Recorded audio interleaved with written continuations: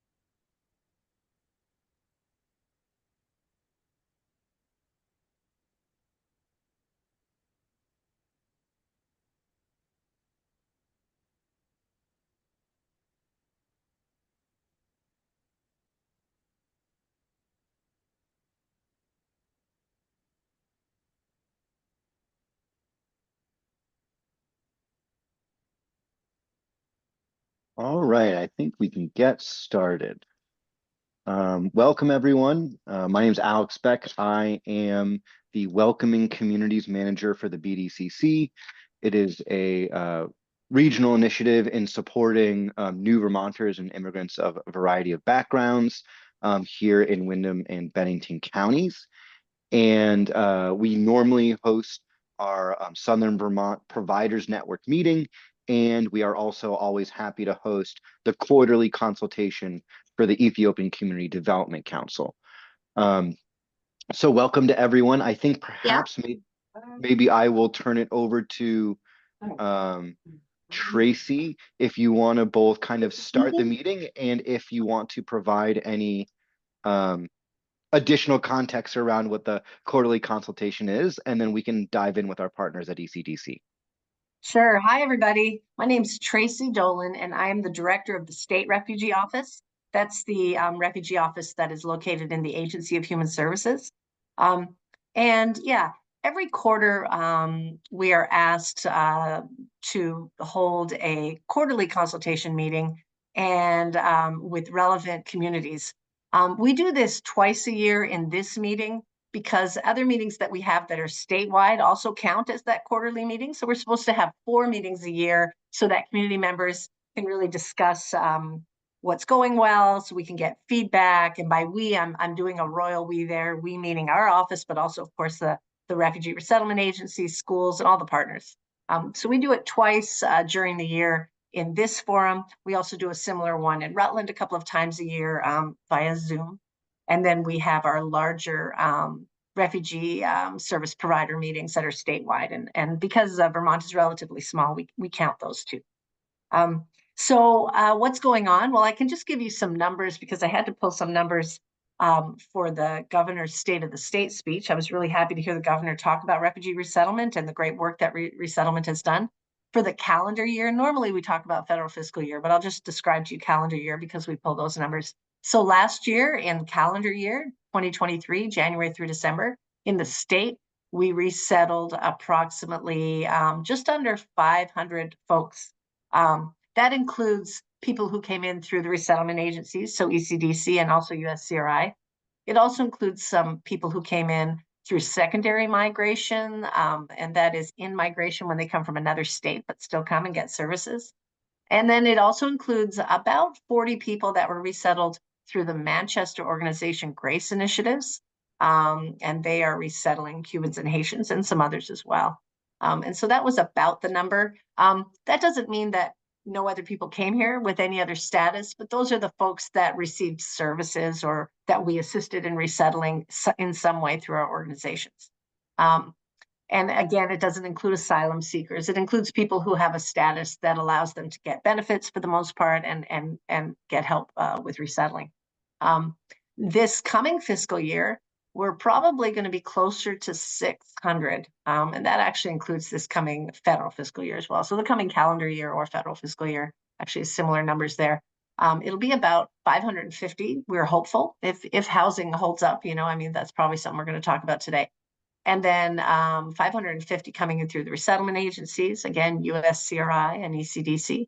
So a reminder there, the 4 sites are Brattleboro, Bennington, and Rutland and Colchester, but also probably another 40 again through the Manchester program Grace Initiatives. Again, if we're able to keep the housing going. We are hearing that there are some changes happening in employment, for example. So for a while, we had employers very eager to hire, and they still are. But the nature of the refugees arriving were such that a lot of them, a lot more than usual, I would say, had some English proficiency, and there were more full-time jobs available. What we're hearing now from resettlement agencies and also from the Brattleboro Development Credit Corporation and also from AALV, those are all organizations that help people find employment. We're hearing that, the English language limitations are challenging. We're also hearing that folks are finding part-time jobs, not as many full-time as quickly. And of course, jobs that are on a bus line or on some kind of transportation line are, we are saturating that market depending on the size of the community. And so it's getting a little more challenging. So some of the things that refugees need when they come are jobs that they can get to. And sometimes an employer will provide transportation that it particularly helps if you have a group. And sometimes jobs are such that you can be on a bus line. But as we look for housing farther out in more rural areas or more out of the way, then the transportation for work becomes an issue. So those are some of the things happening in our world. And I just wanted to mention Welcome Corps is another pathway to resettlement. And those are refugees who do not come in through the resettlement agencies. And up until now, Vermont hasn't had any groups confirmed for Welcome Corps, but now we are seeing groups submit for Welcome Corps. So that's a group of individuals in a community who get trained, raise some funds, and then submit an application to the feds to say we would like a refugee. There's 2 kinds. There's one where you simply say, I'd like a refugee, and you don't name the person. And then there's the other one, the named phase, where you sponsor someone you know. Both kinds are beginning to happen now. There is online support, and there are some online sessions to help some people with that first application. And then basically when the refugee arrives, that group acts like a refugee resettlement agency and provides all those first services. There's no payment involved for this. In fact, they have to raise funds. But it's slowly beginning. I don't know how big that'll get in Vermont. We'll have to see. And it's expected that once you put in an application, especially if you name the refugee, it could be anywhere from 6 months to a few years before arrival, depending on the status and where they are. And then, I will just give you an update. In your region, of course, many refugees begin by staying at the School for International Training campus in Brattleboro. And we are supporting that with some state funds and some federal funds. And, we are in discussion. I am in the discussion with my state partners about a possible continuation of those funds. We don't have a long-term sustainable funding plan for that kind of model, in the same way that in Chittenden County, because of the housing crisis, folks are going in motels and hotels. And again, there's no federal funding line for that. The feds never anticipated having to support that. So right now, when refugees arrive, all the funding they have really is their small reception grant when they arrive. It's about $1,300. And so normally they would put that money immediately into a security deposit or first or last month's rent. But when they're also having to stay in hotels and motels for a while, that becomes depleted. And so if wherever possible, the resettlement agencies or the state are trying to help in those first couple of months if they're having to spend resources on hotels and motels. No easy plan for that right now, but it is looking somewhat hopeful within state government to get some continued support for that. And I've been updating World Learning, ECDC, and USCRI every week on that, but it's looking relatively positive. It's just more of a timing issue, I think. Thank you. Great. It's not technically on the agenda, but it is flu and COVID season. So, Allie, if you have anything to say, chime in. If not, we can absolutely just move towards the update from ECDC. Good morning, everyone. Yeah, good morning. I was just gonna say I don't have any particular like resources or anything else to share with you all at this moment, but definitely just want to say I'm glad to be here. So thanks. Thank you. All right, without further ado, I think I'll hand it over to Mark, who will be providing the update and consultation today. So thanks for being here. Thanks, Alex. Good morning, everybody. Most of you are used to seeing Joe on this call, but Joe is traveling, visiting family, so he asked me to step in for today. So now I'm just gonna move towards sharing my screen.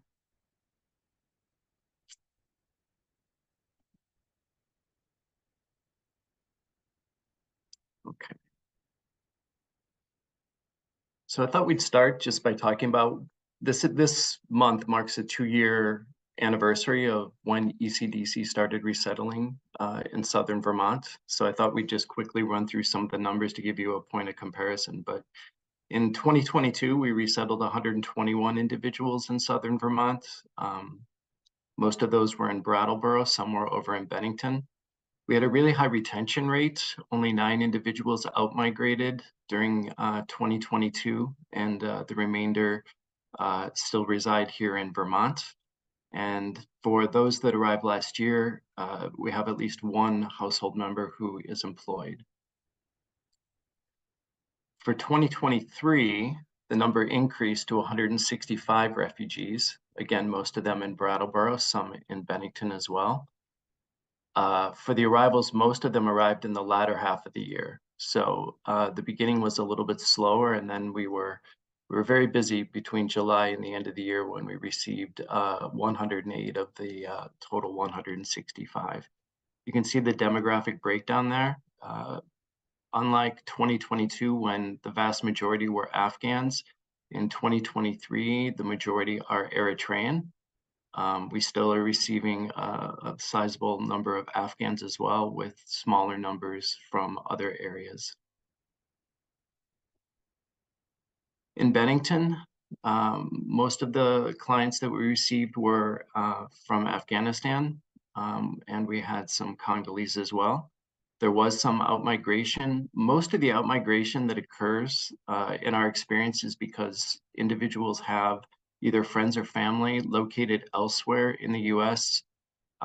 Oftentimes, especially around family, the initial intent is to settle them where their family is located, but because the federal systems don't always capture that information in the process, they may arrive in Vermont and then choose at that point upon arrival to migrate to a different location where their family is located. For 2024, you can see our numbers are again larger, although I will add the caveat that we've actually lowered our overall projections for FY24 based on primarily the housing situation. We're having an increasingly difficult time finding permanent housing for our clients. And so that has caused us to rethink what might be possible. And we've actually lowered our FY24. I believe we were originally at 150 for Brattleboro. We've decreased that to 120. And initially we were at 75 for Bennington, and that has been lowered down to 60. Family sizes vary from individuals to families of 6. Educational background, again, also varied. As Tracy said, we've been receiving a greater number of clients that do not necessarily have a high level of English upon arrival, and that has had an impact on our ability at times to find employment, or at least slowed that process somewhat. You can see some of the areas where our clients have professional backgrounds. It's also quite varied. And for this languages, we have speakers of Pashto, Dari, Kinyarwanda, Tigrayan, Swahili, Lingala, and French.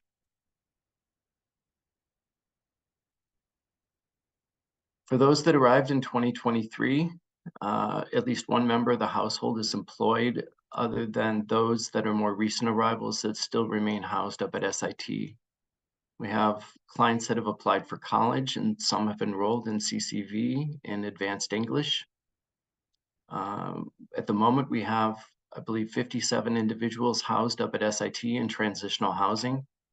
But we have found permanent housing for 199 persons that arrived last year.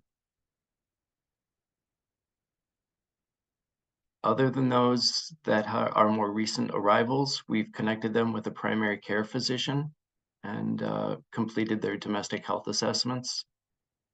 99% of the Afghans seeking asylum to date have had their cases submitted to USCRI, and we're happy to say that we had 15 individuals approved for green cards.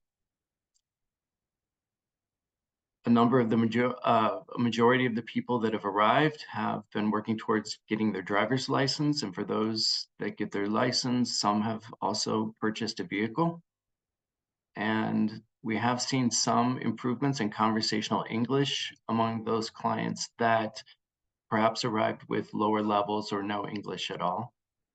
And we do see some slow cultural adjustment among some of the refugees, particularly married women who are facing barriers at times to employment. As I said, we have 57 individuals up at the SIT campus. I think most people are familiar with the type of support services that ECDC and World Learning offer, but there's a list of those to just kind of give you an idea of what the process looks like. Usually upon arrival, some of the first things we do are enrollment in state benefits, searching for employment, working towards, as I said before, getting their domestic health assessment completed. And then usually once we are able to gain employment for those individuals, then we look towards housing, although it's not necessarily the case that we always wait. But with the funds being limited the way they are, and actually with the housing crisis kind of taking shape as it has, the process for finding housing, permanent housing, has slowed significantly since last year. Last year, for the individuals who arrived, oftentimes their stay at SIT was measured in weeks. These days, we have clients that have actually completed their RNP 90-day period and are still residing up at SIT, again, because of the issues around employment and finding permanent housing. As Tracy alluded to, the local transportation is incredibly important for our clients. They use it to attend English language classes at the community center and for their employment. And the second and third shift employment still remains an ongoing issue since the local bus does not serve SIT campus to accommodate people that might be working second and third shift employment. So transportation definitely is having an impact on employment at times. For the clients that are up at SIT, we do a Friday grocery run. Sometimes we take them over to Walmart for supplies. We do a weekly run to area donation organizations and food banks as well. And for that, we use our ECDC van to transport the clients. And as, again, Tracy said, the temporary housing at SIT is currently being paid for by the state. This funding is expected to be depleted possibly the end of February or by March. And there are ongoing efforts to try to secure additional funding to allow this transitional housing to continue. As we all know, housing in Vermont is a challenge at the moment. Again, significant changes from last year when we were able to place people much more quickly. It's taking much longer these days. And because of that, the importance of having transitional housing up at SIT is becoming more and more important for us. It provides people a safe location upon arrival, and gives us time to search for that employment and permanent housing. Again, as I mentioned, the public transportation is an issue, with service being limited on the weekends up at SIT. And then finally, the hiring of additional staff here at ECDC. We do have some open positions. I would refer you to Indeed.com for open positions, but we have positions both in Brattleboro and Bennington that we're currently trying to fill. I'm happy to take any questions.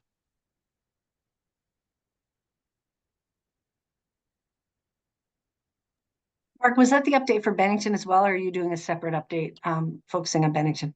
Sorry, that was for Bennington as well. There were Bennington numbers in there. I can go back if that's... I was just wondering, I think you spoke about where folks are living when they first arrive for the Brattleboro side.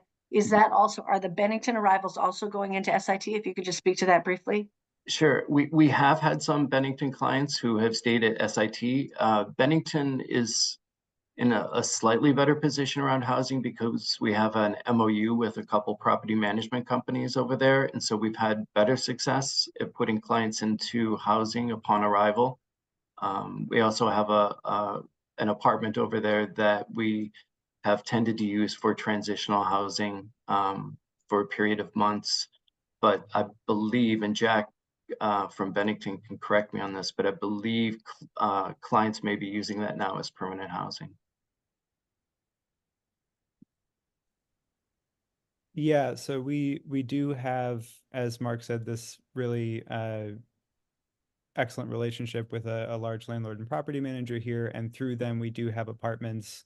And it's looked a little different at different times, but he's correct. There have been apartments that have served as temporary housing, and those have been really important because even though we're getting a lot of people into permanent housing, having some period of time where people can start to adjust before having to take on the immediate rental obligations, and also figuring out with a landlord how moving costs will be handled, often that's challenging. And so having transitional housing available, even if it's not SIT, has been really important to our efforts here. Yeah, we have, for the most part, Bennington clients have come directly to Bennington. There have only been a couple of people who have gone to SIT before coming here. But that resource has also helped us a lot when we're finding housing here in Bennington, because we know that there is somewhere people would be able to come here in Southern Vermont while we're still identifying housing for them if there's ever a time when we're in a real crunch around the apartments that are available locally. And there was a question in the chat. Alex, is it okay if I hit those chat questions? Absolutely.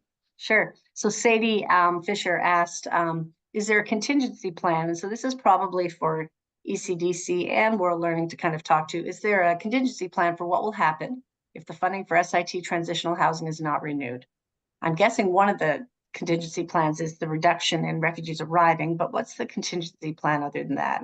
And I'll kick it over to the two of you to discuss that. Sure. Do you want me to start, Tim, or do you want to? Sure. If you want to start, I can. Yeah, I mean, I would say that if we lose access to SIT because of the funding, we are probably facing the reality that we are going to be putting our clients directly into hotels if we don't have permanent housing ready upon arrival, which has been the case. And as Tracy said, that's an extremely difficult situation, given that the funding that exists for clients is, as she said, about $1,300 per person. So as you can imagine, they will be going through those existing funds much more quickly staying in a hotel than what we're currently doing up at SIT. The other part that I would just mention is that, as we all know, there are a finite number of hotels in the Brattleboro area. And those that have a daily rate that might be possible for our clients, some of those are already under state contract for unhoused populations.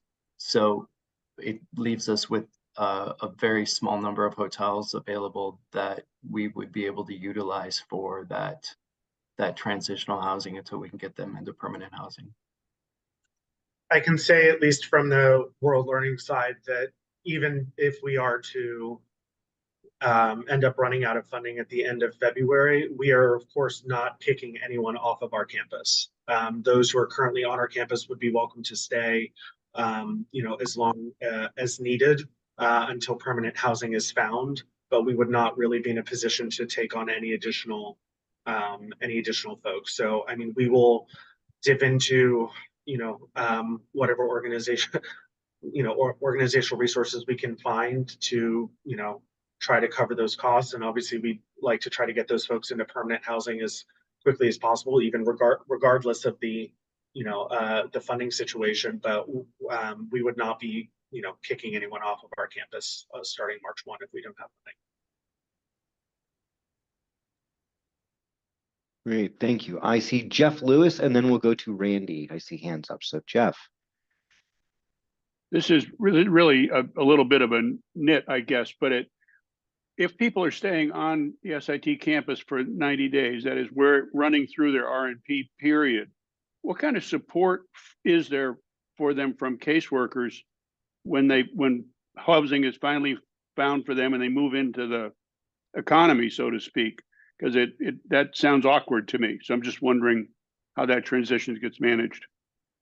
Yeah, we're not stopping working with people simply because they're beyond their 90 days. So for some, they might be enrolled in a secondary program that would allow direct case management support. But the reality is, again, we're a little short-staffed, but our case managers continue to work with people even if they're beyond the 90-day period.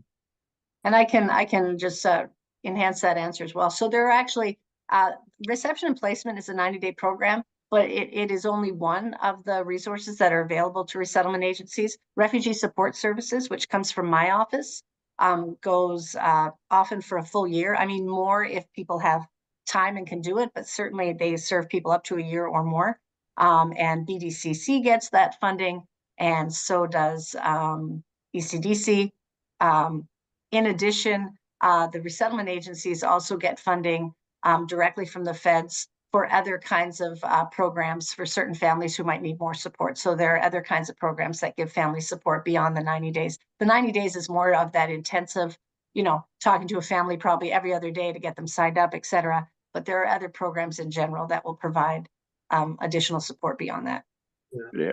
I guess I was also wondering, the welcome money or whatever you called it, it's a technical name, Tracy, but that is supposed to expire after 90 days. So if somebody has not moved off campus in 90 days and hasn't used their welcome money for a down payment on an apartment, that money's gone, right? So where are we for them? I mean, So Well, I'll pass you off to Mark. That money isn't gone. I think they manage it differently. Mark, can you explain how you manage that? Or Caitlin, did you want to jump in on that? Yeah, I was just going to jump in and say that those funds get cashed out and given to the family. And while working with the family, we would let them know that this money really needs to be saved and utilized for housing. And, we don't keep the money, we don't send the money back. So if they haven't expired all of their funds at 90 days, they are written a check for the remainder of the funds. Thank you. Yeah. One thing I'll say from the employment side of things is that, the nature of our work is we know these folks pretty well. And so we know the folks who are still on campus and we know the reasons why. And those are often barriers to employment or housing or the combination of the two. And a great example is, a single mother with 2 kids who both needs to be home for them when they're home from school, needs at least a 2-bedroom, or a 1-bedroom is tough for a parent and 2 kids.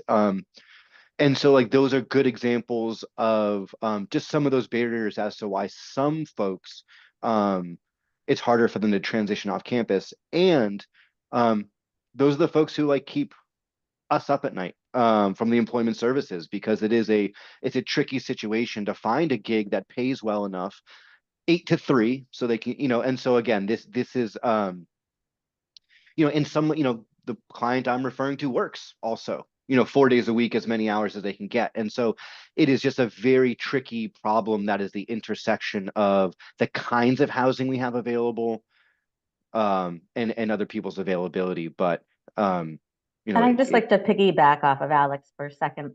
And I know some folks might be like, well, why wouldn't the kids go to after school programs?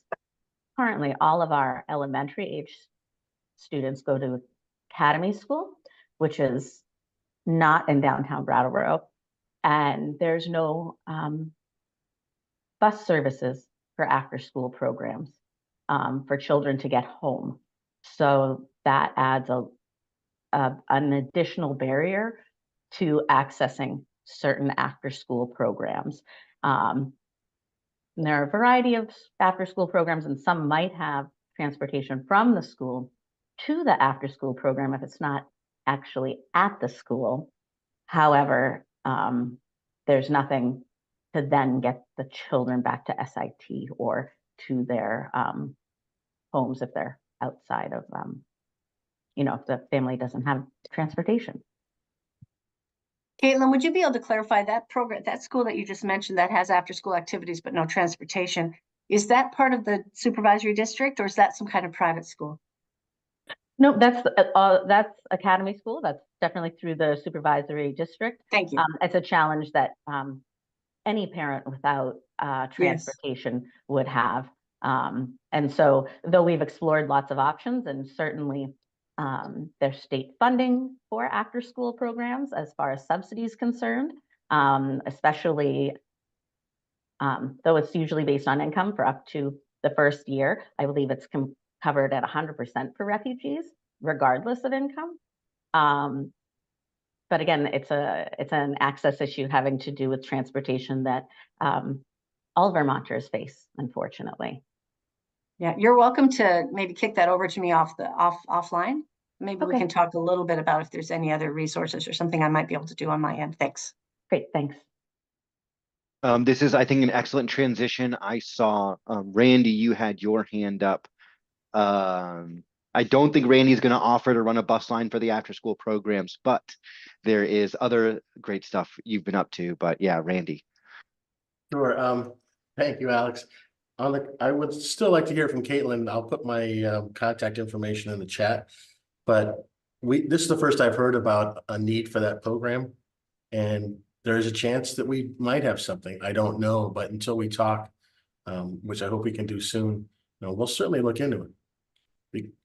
It's not to be ruled out. I just wanted to talk about the other two transportation issues that were mentioned earlier about weekends and evenings. We expect to start operating a microtransit program in Brattleboro on April 1st, thanks to Jen and Alex's hard work to get us a grant to operate. It would go from 5 to 11:30 at night, Monday through Friday, free, open to the public, anywhere within the town limits of Brattleboro. We have not gone public with it yet, nor will I, until the rider software that we've been using in another town is modified to fit Brattleboro's needs. Most of these ride requests would be booked online from a phone or a computer after hours, and we're still working that out with a software company. So until that's been installed in another application and we've tested it, I'm reluctant to start talking about Brattleboro microtransit, but we think, again, through BDCC's hard work and generosity, we can at least do a 9-month program through December 31st. We will apply for a third time to the state for long-term funds, and we've applied to the town of Brattleboro for funds. So if BDC gets us going here, we hope we can sustain it, but more to come soon as we can make sure we're comfortable with the software. And the last point I wanted to make was SIT on weekends. We just redesigned our Saturday schedule, and public transit's got to go through quite a series of hurdles to make any schedule changes. And we spent 3 months doing this to accommodate other needs in Brattleboro on Saturday. And had I known that the SIT had an issue for Saturdays, I would have wrapped those into this process. I'm happy to go back out and start the process all over again. But I guess I'm reluctant to do that until everybody gets a better feel, through nobody's fault, but through the system, about if we go to change the system and the transportation up there, is SIT going to be funded to house people? What is the long-term prognosis, which we just discussed, is up in the air, but I'm willing to make those changes and incorporate that for some service on Saturday. Only if we all have a reasonable expectation that this thing's going to work long term.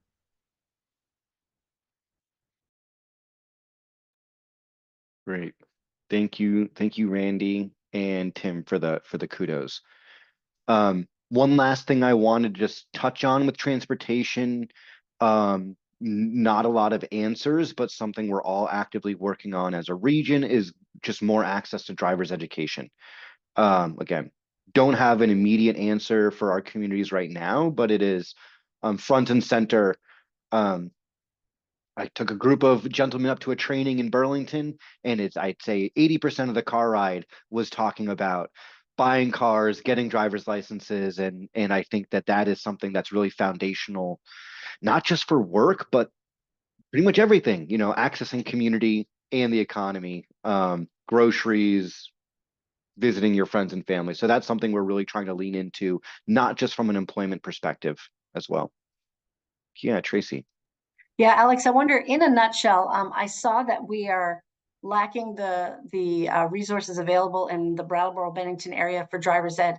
Is it the test that we have to leave Brattleboro Bennington for, or the actual instructional sessions? And about how many instructional sessions does it tend to be?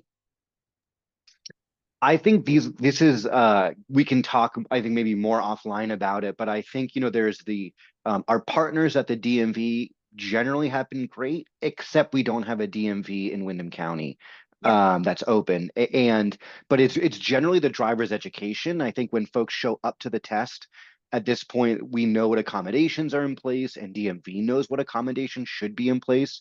Folks, correct me if I'm wrong, but it's really that preparation and practice. Yeah, and the preparation is with a driving instructor, and normally that's several sessions, just as a ballpark, several sessions.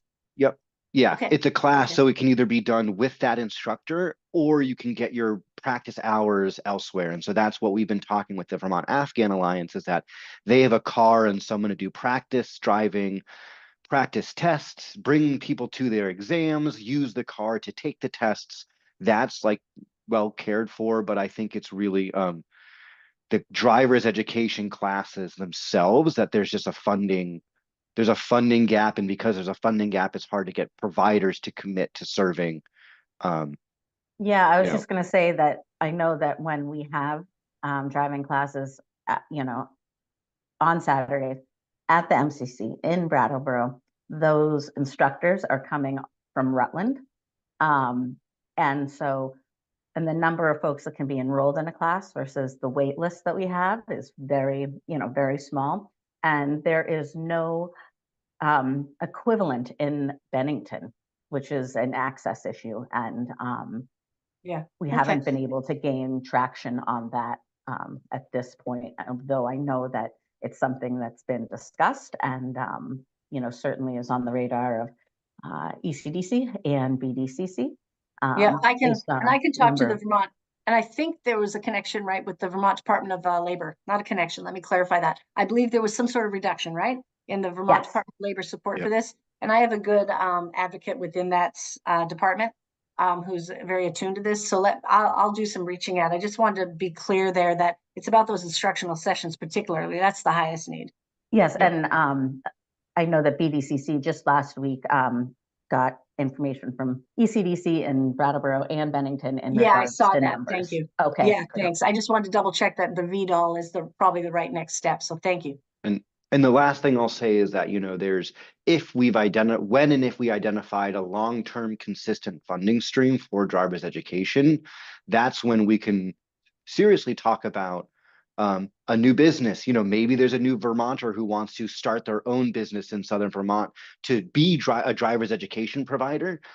It's impossible for us to say, start a business to do this. And then they'll say, okay, great. How do I get paid? And we'll say, don't know right now, right? So I think that if we can say, hey, there's at least a couple years or a consistent funding stream, that's when we can talk about building capacity locally. But like right now, we can't convince the guy in Rutland to come because he's like, I don't know if, there's enough money to run a class right now or more than one class. So I think that's where we are. It's building capacity locally in southern Vermont is really the long-term goal in meeting this need. And Wendy, I see your hand is up. Yeah, hi. So I'm Wendy Morrison. I'm the regional manager with the Vermont Department of Labor in Addison, Bennington, and Rutland County. And I'm very familiar with the whole all-state driving instruction because I'm the one that signs off on all these plans for this. So I can kind of give you a little bit of an insight in terms of where Department of Labor's challenge has been in funding just driving instruction for individuals. One, we fully 100%, 1000% agree that driving instruction for this specialized population is something that is very needed, and we would love to support every single individual who needs to access these services. The struggle is around how we're using our money. Our money is really designed towards more towards pre-vocational skills, occupational skills, work experiences, on-the-job training, and not necessarily just funding driving instruction. So we can certainly do and fund driving instruction for certain individuals where it makes the most sense within their employment plan. We definitely want to continue to support that, but that can't be the only thing that we're funding for those individuals. Like, it has to be a really comprehensive plan that helps them move forward within their transition into the labor force and beyond.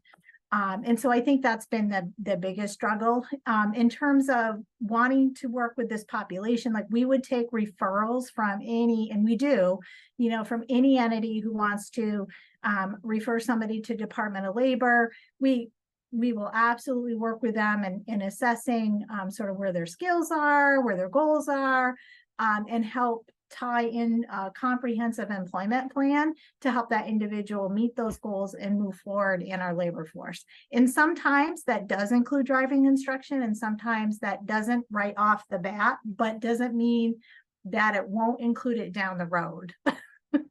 So it's really an individual by individual basis. So anyway, that's kind of where we're standing right now with that. Wendy, can you clarify, you're with the Department of Labor? Yes. Yep. Okay, great. And so it sounds like you do know, right, that other folks are doing some employment planning. So it sounds like you would work with them and have a joint employment plan. Okay. And do you already work with refugees and have refugees with an employment plan that you're already working with? Oh, yes, absolutely. Yep. Yep. So what you're saying is driving lessons could be part of that plan, and therefore that's one way to pay for it. Correct. Yeah. And I think I'm hearing from the group that payment is one issue, but the bigger issue sounds like whether or not we can even get instructors. But thank you. And so this is where the complicated nature of Vermont's braided funding model comes in, is that, we need to know that, our driving instructors need to say, I can't run this course unless I have 8 students.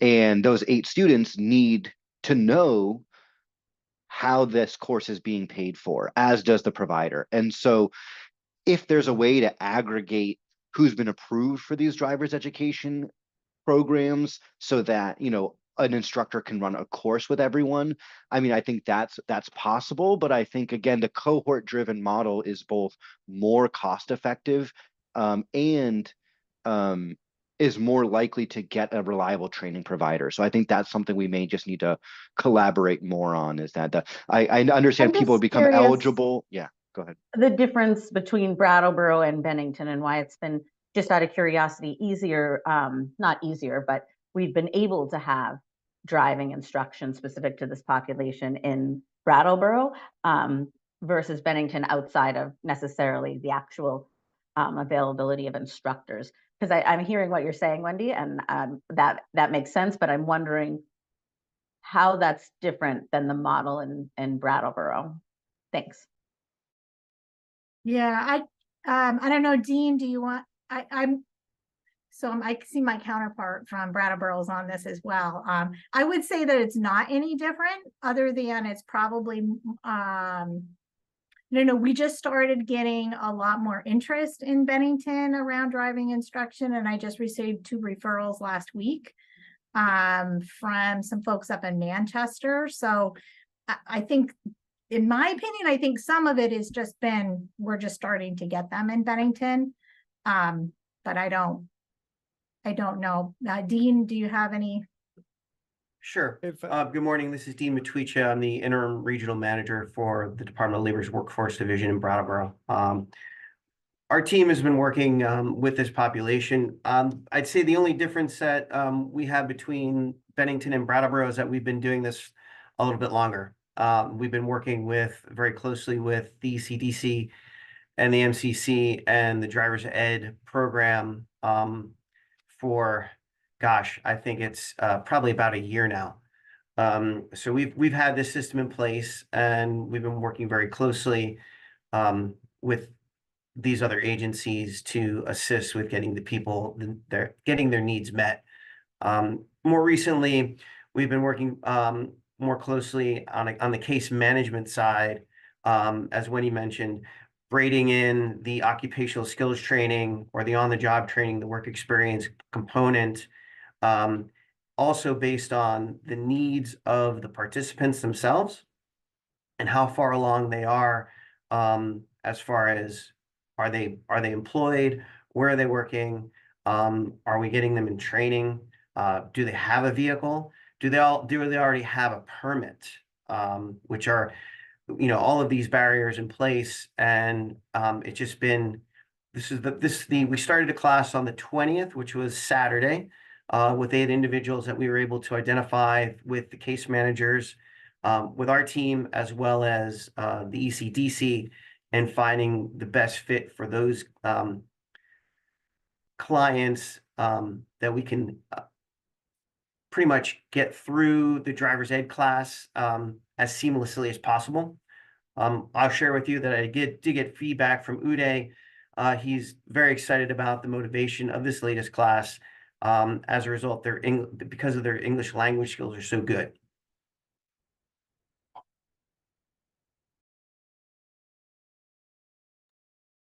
Great. All right. Well, thanks for the update. I think it's we're still unraveling a bit how to get it to scale. So I think that, all of these are good lessons learned, and we can keep the conversation going. I see Jen and then our Bennington folks. I know, Jen, your hand's been raised for a while. Thanks.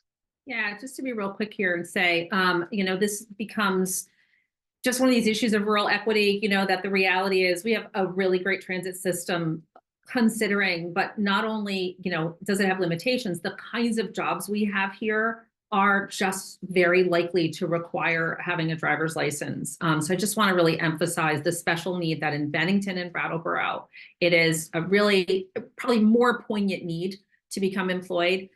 We invented a practice of enrolling people immediately in WIOA and helping them get learner's permits right away. So everyone has a WIOA case manager and should be in a position to formulate that work plan. If there's additional intervention that we, as the holders of, part of the Employment Services Grant and our partners need to do with our local VDOL office to ensure that that work plan is developed, which would identify the need for a driver's license, please let us know what that is. Because from the outside, we think that we're doing what needs to happen, which is bringing people into the system through that WIOA enrollment. And so I feel like there's kind of a disconnect here about there not being a plan that indicates the need for a driver's license. I'd love some education on that.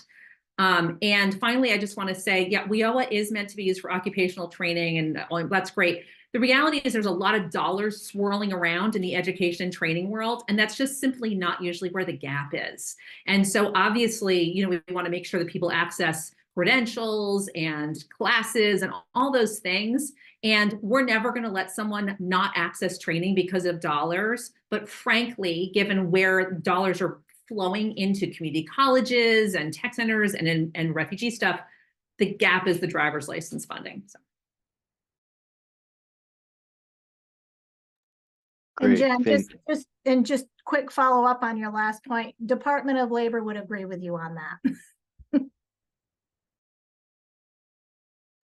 Yeah, I think we'll see a similar discussion around digital literacy in the coming little while, because it's something that if everyone needs it, it's often hard for the state of Vermont to understand who exactly should be funding it. Is it literacy? Is it workforce? Is it basic education? And so we will unravel these balls of yarn together quickly, we hope. Grace. I'm going to reiterate what Jen just said, which is that Bennington has been working to help people. Bennington volunteers have been working to help people learn to drive. I have personally worked with 25 drivers to get their licenses. The reason that it hasn't been on your radar at the Department of Labor is because I have gotten the licenses for people. I have been doing the driver's ed for people. I have been going to the Department of the DMV to do all the road tests. I have been doing it. And I'm doing it because every single applicant that goes to get a job has to have a driver's license. They're going to Mac Molding, which is 20 minutes drive away. They can't get on the bus at 5 o'clock in the morning to go to a job that starts at 7 o'clock in the morning. They want to drive their car. And I am making that possible. It should be the Department of Labor that's putting it on their needs and getting them their driver's license. That is not my job. I have a full-time job already that I get paid for. And then I have this other full-time job, which is now driver instructor. That shouldn't be my job. This should be something that refugee resettlement does. So I just want to put that back on somebody else's burner so that I can do my actual full-time job, and then I can do fun stuff with refugees. So thank you. Thank you. Yeah, and that's why we need to know the need out there. I think it's that we really need to know what the numbers are, because when we aren't tackling it all together, we know what's going to happen. And it's our volunteers will step up and they'll make sure things get done that need to get done, but that doesn't help us change the system in which you're doing that work. And so I think that's important. Just FYI, my time this weekend, I spent 6 hours driving.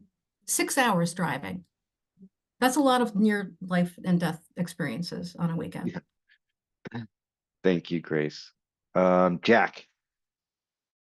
Yeah, I was also going to mention that, the burden that this can place on volunteers and others in the community who really care about refugees and end up feeling like they're in a position where they have to take on responsibilities that are right on the edge of what they feel comfortable doing as well. As Grace mentioned, it can be nerve-wracking to drive with someone who's never driven at all before, much less in the United States, much less in Vermont, much less in the winter, right? And I also want to, mention that here in the Bennington office, it's not through sort of lack of trying or lack of attempts on systems building on our part, but as was mentioned, like this has been happening for a longer time in Brattleboro, and so some systems are in place that simply weren't here. We did meet with Uday back in the spring, but at that point we didn't have people who were the right combination of WIOA enrolled and had a learner's permit. There were people who had one, maybe not the other, and at that point he was, casting a pretty wide net and was willing to even create a pretty small class here in Bennington. However, once Director of Settlement started here in July, he was no longer available, and we would have had to have sent folks up to Rutland, which is really hard if you don't have a driver's license to go up to Rutland for a driving class. And then the latest information about a limited number of slots being open in Brattleboro, I think, is part of what precipitated our questions. And I'm really glad that it has all of us thinking and talking about this, because the need is growing here in Bennington. And as you heard so compellingly from Grace, people in the community are stepping up, and it's a lot to have as a responsibility that you feel you're taking on. So the better, and as Caitlin was saying, and I think Jen mentioned, like we have the same process here in Bennington. Folks get WIOA enrolled within usually a week of arriving to the United States. They have access to their WIOA case manager. They have support through Department of Labor. And so, you know, we have a pretty good system in place for getting people into a position where hopefully they'll be able to access driver's ed here in Bennington as well. Great, thanks. Wendy. Yeah, and that was actually just going to be my follow-up. Thank you, Jack, for saying that. Yes, we do have really strong connections with ECDC in Bennington, and are developing strong connections with the folks up in Manchester as well. So we have met with Yvonne and folks up there. So I do think you know, making that early connection to WIO is absolutely helpful in identifying whether or not driving instruction can be part of the employment plan, like right from the get-go, or whether or not that's something that gets folded in down the road as that plan develops. So, and we do really appreciate all the partnerships that we have with the folks in our community that are supporting refugee resettlement. Great, thank you. Any other topics of discussion for our meeting today? I was wondering if I could just bring up education for a moment. Sure. And Absolutely. sorry, I was trying to put up my hand and I couldn't find the hand. Yeah, just wanted to remind folks, with people arriving and staying sometimes in a place that's temporary, or maybe occasionally even in hotels and motels. And just for context, nationally, in almost every state, refugees are arriving and going directly into hotels, motels, Airbnbs right now. And this is very new. Only in the last probably year. Up until now, refugee resettlement primarily has been people arrive and generally they go right into you know, a rental situation. So it's a bummer to have to go into temporary. It's a little different in your area because you actually have a thoughtful approach to your transitional housing that's doing more than just housing people, right? It's really trying to situate people and connect them in a way that gives them stability. But just wanted to let you know, if you did have to move to hotels and motels, and I hope that we're able to figure out funding so that you're able to keep your model going. But if you did, it would not be unique in the country at all, to be frank, right? So this is actually happening all over the country. But what I wanted to talk about was the schooling related to that. And maybe a little different in your area, but I just wanted to clarify. If folks arrive and they're not in permanent housing, particularly hotels or motels or Airbnbs, if they're in that situation, but really anything that's transitional, the children who need to go to school need to be enrolled right away. Just wanted to really confirm that, because what we're seeing now are some delays in enrollment while families wait to see where they're going to be permanently housed. And sometimes there's a hesitation, but they do need to be enrolled right away. And they can be counted, depending on their situation, under the McKinney-Vento Act, which would see them as homeless youth. The benefit of that for the purposes of school enrollment is that it would allow them to enroll even if they don't have a lease in that area. It would allow them to enroll with very little paperwork. They could go almost immediately. And then if they were to move or temporarily have to go to another hotel for the following week because now there's a room open there, right? So this is what we're seeing up in Chittenden a little bit. That first district that housed them would have to then continue to transport them. So transportation is part of this. So they get transportation. They're required to provide transportation to and from school. So just really wanted to clarify that whatever you see coming, school enrollment will continue to be a priority. And if kids are temporarily housed, they will be covered under McKinney-Vento. Every school district has a homeless liaison who is also usually the vice principal or someone else in the district. And so just to let you know in advance, you know, checking in with schools and just letting them know that you might have a situation coming up where people might be in more temporary situations. Again, this might be fine in your areas, Brattleboro, Bennington, or Manchester. I believe that Grace is usually invited to these meetings. Is Grace on today?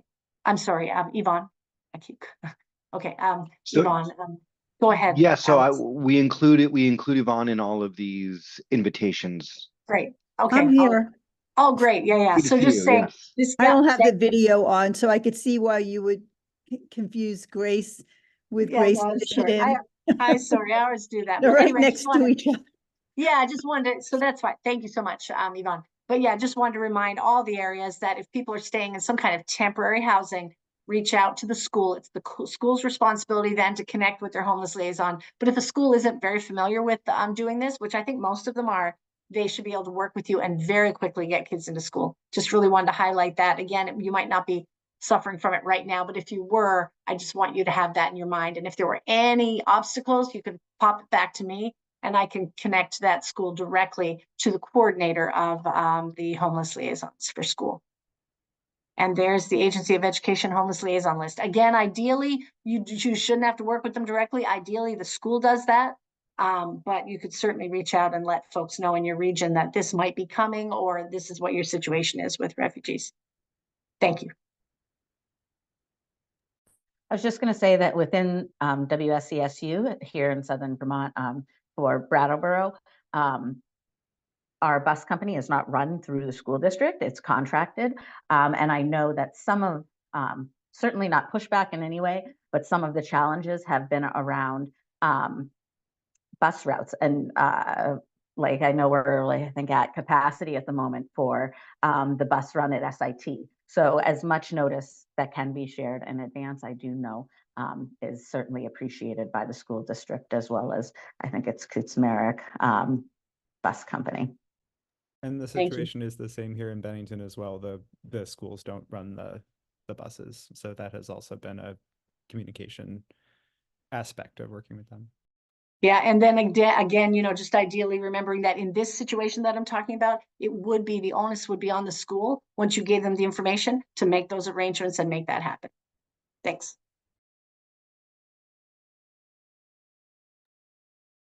Other questions on that? Or anything else? Great. Oh, yeah, go ahead, Jack.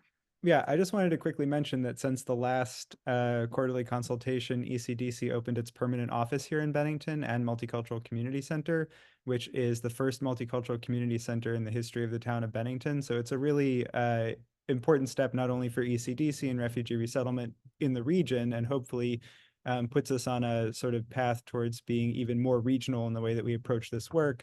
But it's also a major step that the town of Bennington is taking towards becoming a more multicultural, diverse, and inclusive community. And we're really thrilled with the way that the town has been supportive of that and excited about the work that this space will allow us to do here. Great. Yeah, great work. It's all involved in that. Really exciting stuff. Great. So I think that will wrap our official community consultation. I appreciate everyone who was able to join. I want to wrap with some shameless plugging of an event that our Welcoming Communities group is hosting this weekend.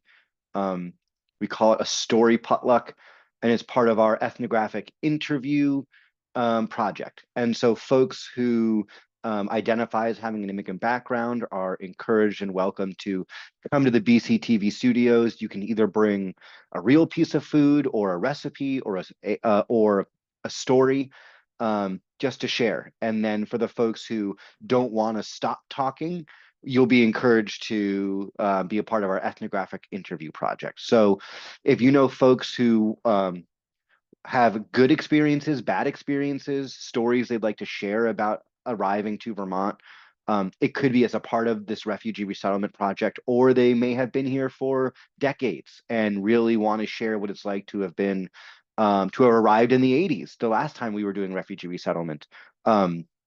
This is a project that we are furthering, and for folks who are interviewed, you get a gift card. So we're paying everyone for their time to participate. So that's just the plug I have.